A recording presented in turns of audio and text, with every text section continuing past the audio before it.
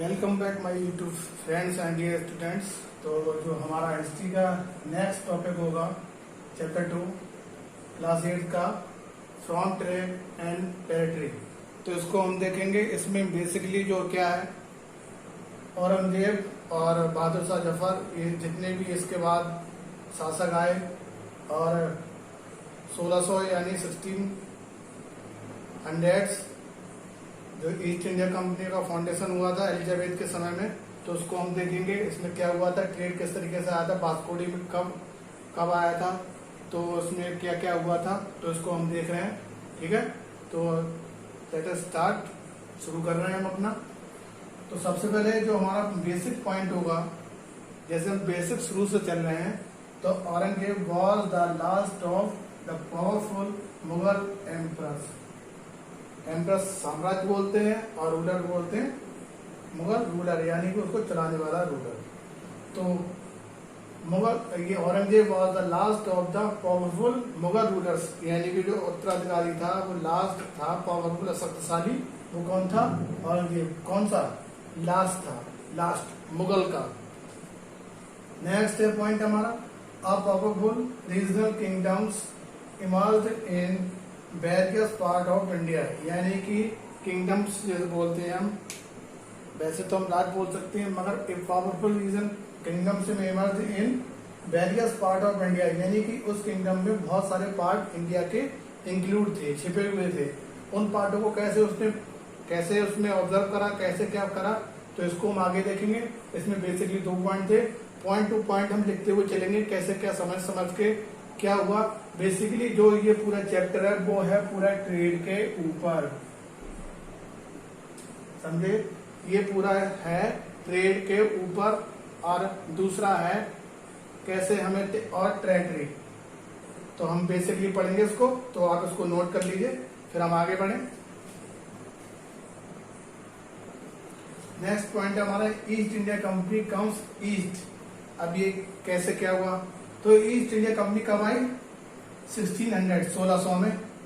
तो इन 1600 the east India company acquired a character, ये character chartered from the ruler of England, यानी कि east India company कहाँ से आई थी, कब आई थी, तो वो आई थी इंग्लैंड से। इंग्लैंड में इसका ऑब्जर्वेशन हुआ था, इंग्लैंड में या फाउंडेशन कह सकते हैं। इसकी जो महारानी थी वो कौन थी? एलिजाबेथ। उस समय जो वहां की क्वीन थी Elizabeth first granted it the sole right to trade with the east, यानी कि जो वहां की क्वीन थी वो किससे ट्रेड व्यापार करना चाहती थी? वो चाहती थी ईस्ट से, यानी कि ईस्ट, वेस्ट, नॉर्थ, साउथ। तो आपको पता ही है हमारे यहाँ ये असम, मेघालय, त्रिपुरा, ये मिजोरम सब इधर ही है। ध्यान रखना है आपको, नागालैंड भी इधर ही है। तो इसको आप नोट कर लीजिए, फिर आगे बढ़े। इसमें एक बेसिक पॉइंट है, तो मैंने बता दिया कि ईस्ट इंडिया कंपनी कब आई थी, वो आई थी 1600 में। किसके टाइम में आई थी? एलिजाबेथ। और उस समय कौन सा कंट्री था? वो था इंग्लैंड से। तो इसको आपको 3 पॉइंट बन गए, एक तो फर्स्ट बन गया, सेकेंड और ये थर्ड। इसको आप नोट करिए जल्दी से। नेक्स्ट पॉइंट हमारा East India company began trade in Bengal. अब इसमें ईस्ट इंडिया कंपनी सबसे पहले बंगाल में स्थापित हुई थी या शुरुआत हुई थी। तो देखते हैं व्यापार किस तरीके से हुआ था ईस्ट इंडिया कंपनी का। तो लिखा the first factory was set up on the bank of the river Hooghly in 1651। 2 चीजें आपको ध्यान रखनी सेटअप के लिए, एक तो कौन सी? हुगली रिवर, और एक 1651 जो फर्स्ट फैक्ट्री सेटअप हुई थी वो कब हुई थी? हुगली रिवर और 1651। जो ईस्ट इंडिया कंपनी बंगाल में अपना ट्रेड चला रही थी, या उसने अपना फाउंडेशन करा था, स्थापित करा था, तो वो फर्स्ट रिवर कहाँ पर करा था? वो करा था, सेटअप बनाया था अपना हुगली रिवर, और 19 ये बनाया था हुगली रिवर पे 1651। नेक्स्ट पॉइंट हमारा one of these was Kalikata, यानी पहले उसको कहा जाता कालीकत्ता। तो कालीकत्ता विच लेटर ग्रू, यानी बाद में into the city of Calcutta और कोलकाता, बाद में इसका नाम क्या रख दिया गया? जिसको हम जानते हैं नोन टुडे, इसको हम किसके नाम से जानते हैं? कलकत्ता या कोलकाता। पहले कहा जाता था कलिकत्ता, पहले कलिकत्ता कहा जाता था, अब कहा जाता है कोलकाता यानी कि कोलकाता, यानी कलकत्ता या कोलकाता। तो हम इसको ये भी कोलकाता भी कह सकते हैं और कलकत्ता भी कह सकते हैं, और ये है कलकत्ता। तो इसको आपको ध्यान रखना है। इसमें ये मैंने जो पॉइंट बताया उसको आपको नोट करना है, क्योंकि चैप्टर थोड़ा ब्रॉड है, इसलिए हमें थोड़ा तेज चलना पड़ेगा। समझ के जितने पॉइंट है वो समझाता सब चलूंगा मैं, क्योंकि सारे पॉइंटों को आपको ध्यान जरूर रखना है कि सारे पॉइंट किस तरीके से होने, किस तरीके से नहीं होने। सारे पॉइंट समझाते हुए चलूंगा, बस आपको क्या करना, देखना है, नोट करते हुए चलना। नोट नहीं करेंगे तो आप भूल जाएंगे, अगर ऐसे देखेंगे तो कुछ समझ में नहीं आएगा। मैं बोलूंगा फिर आपके माइंड से स्लिप हो जाएगा, तो आप इसको नोट कर लीजिए जल्दी से। नेक्स्ट पॉइंट देखिए, how trade led to battles. तो इसमें बैटल्स में क्या है, युद्ध में क्या, किस तरीके से क्या करेंगे ट्रेड। तो through the early 18th century, अब ध्यान रखना आपको, early 18th century the conflict between the company and nawabs of Bengal intensified. यानी कि इसको ध्यान रखना, कौन सी कंपनी थी वो नवाब की, वो थी बंगाल से रिलेटेड। या कब थी, 18th सेंचुरी में कॉन्फ्लिक्ट होता बिटवीन, यानी दोनों में आपसी।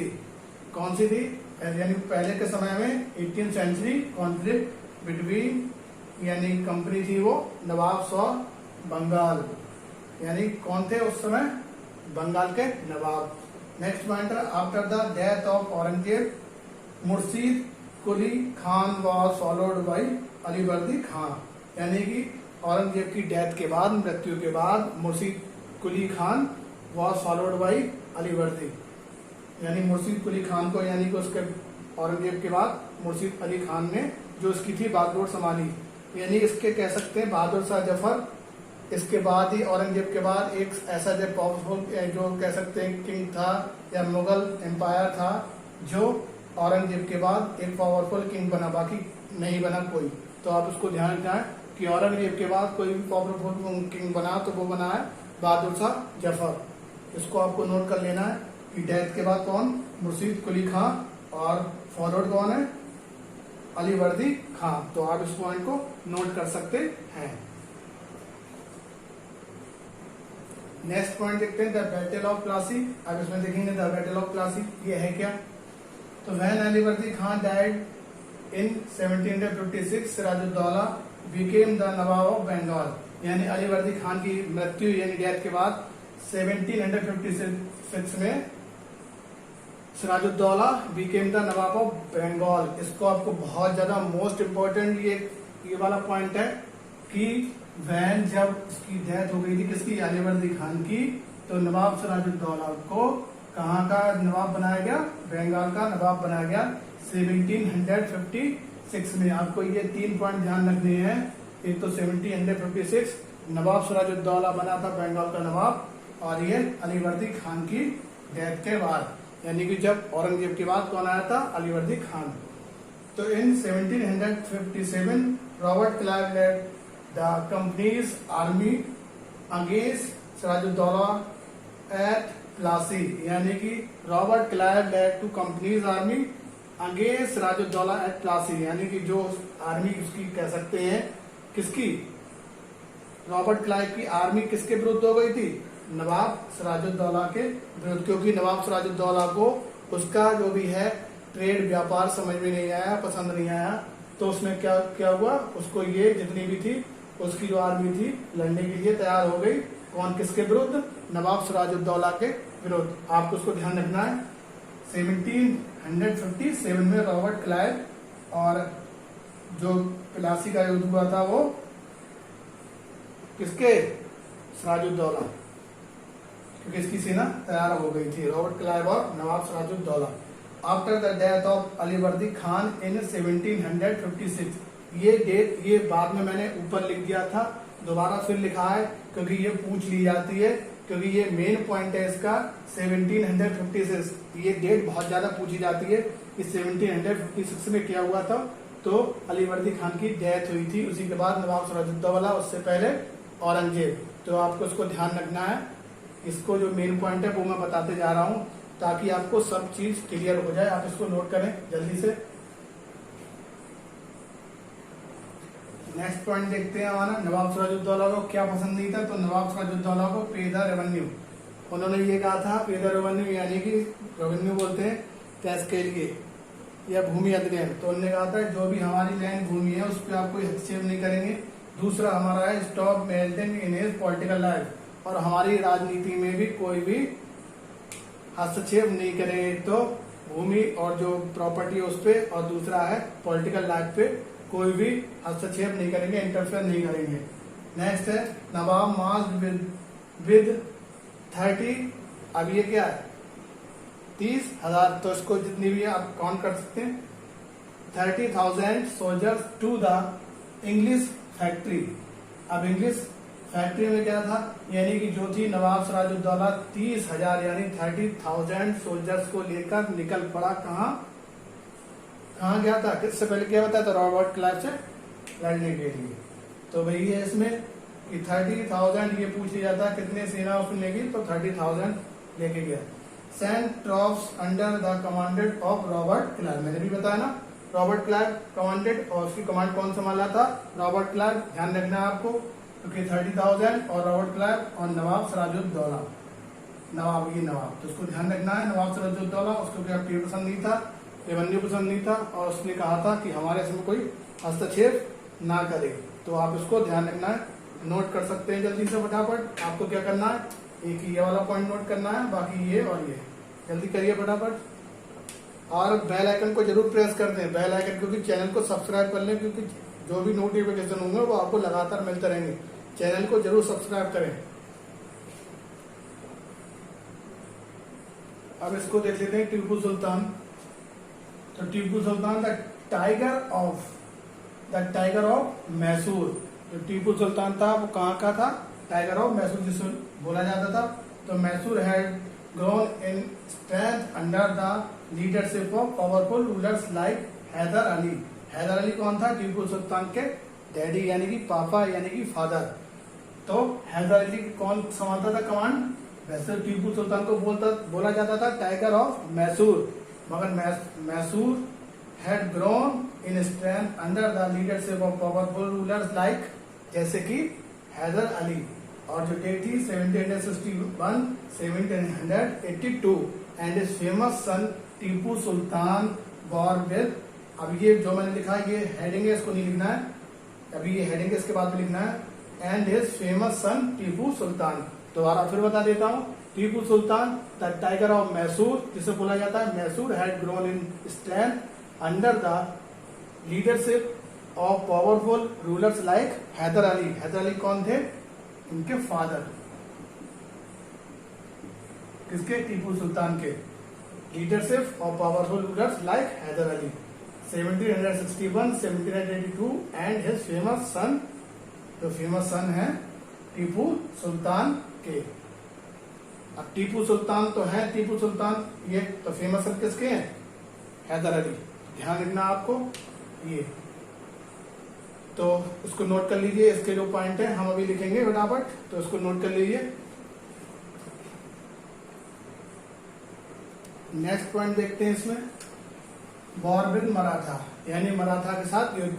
तो from the late 18th century, यानी 18th century the company also sought to curb and eventually destroy Maratha power, यानी कि जो 18th सेंचुरी में जो वॉर हुआ था, जो मराठा की पावर थी उसको क्या कर दिया, डिस्ट्रॉय, विध्वंस कर दिया, बेकार कर दिया, तोड़ दिया। किसने, मराठा की शक्ति को। कौन से अभी पीछे चल रहा था, हम क्या पढ़ रहे थे इस पीछे, कौन सा, रॉबर्ट क्लाइव और नवाब सिराजुद्दौला पढ़ रहे थे। तो ये वॉर विद मराठा के साथ बोल रहे हैं।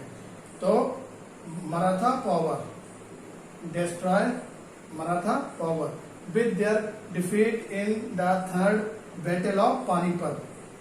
कहां पर, थर्ड बैटल ऑफ पानीपत, इसको आपको ध्यान रखना है। Third battle of Panipat, Panipat का जो युद्ध हुआ था वो हुआ था 1761, इसको आपको डेट लिख लेना है। 1761 को पानीपत का थर्ड वर्ल्ड वॉर हुआ था। जो डेट है वो मैं सब लिखवा दूंगा आपको, उसकी टेंशन मत लें, आप इसको ध्यान रखें। Doctrine of leaves under the Lord Dalhousie, जिसको बोलते हैं राज झड़प नीति, तो doctrine of lapse under the Lord Dalhousie, इसको हम बोलेंगे डॉक्ट्राइन ऑफ लेप्स। तो इसको आपको ध्यान रखना है। राज्य धर्म नीति किसके अंडर में थी, तो वो था लॉर्ड डलहौजी, इसको आपको ध्यान रखना है। बाकी ये पॉइंट मैंने लिखवाया, इसको ध्यान रखना है। पानीपत का वॉर कब हुआ था, थर्ड वर्ल्ड वॉर 1761, इसको आपको ध्यान रखना है, इसको आप नोट कर लीजिए। आगे देखते हैं नेक्स्ट पॉइंट। तो महादजी सिंधिया एंड नाना पांड्याज were two famous Maratha soldier, यानी कौन थे, महादजिया सिंधिया एंड नाना पांड्याज were two famous Maratha soldier and statesman of the late 18th century में, यानी 18th सेंचुरी में कौन दो लीडर थे, वो थे महादजी और सिंधिया एंड नाना पांड्याज, ये मराठा के जो थे शक्तिशाली थे। जो मेन बेसिकली पॉइंट थे वो मैंने आपको लिखवा दिए अच्छे से, कोई भी जो पॉइंट है वो बचा नहीं है, कोई भी ऐसा पॉइंट जो छूट गया है। पूरा चैप्टर मैंने बेसिक कॉन्सेप्ट से आप लोगों को यहाँ पर बेसिक जैसे कह सकते हैं, बेसिक तौर पर, बहुत बड़ा नहीं, जैसे पूरा चैप्टर 2 घंटे में फिनिश हो पा रहा है या 3 घंटे में। आपको अगर पूरी वीडियो देखेंगे तो आपको दोबारा वीडियो देखोगे पूरा चैप्टर क्लियर हो जाएगा कि ये वास्तव में है क्या, क्यों हुआ था। ये हुआ था ट्रेड की वजह से। मैं और बता दे रहा हूं आपको थोड़ा सा, इसमें थे 14 वास्को डी गामा,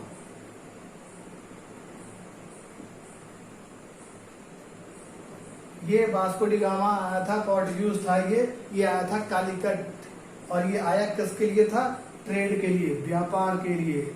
और इसने सबसे पहले अपना जो कह सकते हैं आधिपत्य जमाया था, या कह सकते हैं सबसे पहले फैक्ट्री लगाई थी, वो लगाई थी गोवा में। और कोची, जितनी कोची भी है, कालीकट उड़ीसा में है, तो ये कालीकट के तट पे उतरा था, कालीकट सी व्यास। 1498 वास्को डी गामा किसके लिए आया था, ट्रेड के लिए आया था, मसालों के लिए आया था। वैसे तो केरल फेमस है मसालों के लिए, तो उसमें जितने भी लौंग, काली मिर्च, इलायची, बाकायदा जितने भी सब इसके फेमस ट्रेड व्यापार, क्योंकि अधिकतर जो यूरोपियन या विदेशी आए थे वो सिर्फ व्यापार के लिए आए थे, इंडिया में व्यापार ट्रेडर के लिए। तो अब इसको ध्यान रखना है। वास्को डी गामा क्यों आया था ट्रेडर्स, वो आया था 1498 को वास्को डी गामा, इसको आपको ध्यान रखना है, इसकी डेट ध्यान रखनी है कि वास्को डी गामा भारत क्यों आया था। वो आया था एक ट्रेडर, और वास्को डी गामा कौन था, वो था एक पोर्टुगीज, पुर्तगाली था। कोलंबस कौन था, ये कोलंबस था अमेरिका, यानी कि अमेरिका की डिस्कवरी करने वाला, खोज करने वाला।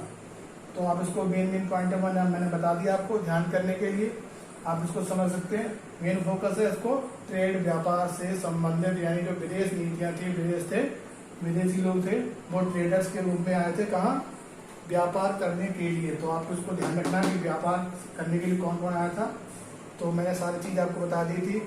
शक्तिशाली जो किंग था वो कौन बना, सबसे पावरफुल औरंगजेब के बाद बहादुर शाह जबर के बाद जो कुली अली खां, कादर अली खां, ये जितने भी हैं वो सब मैंने बता दिए थे। तो आपको इसको ध्यान रखना है कैसा क्या हो रहा है। तो आप नेक्स्ट मिलेंगे नेक्स्ट वीडियो पर। Thank you very much.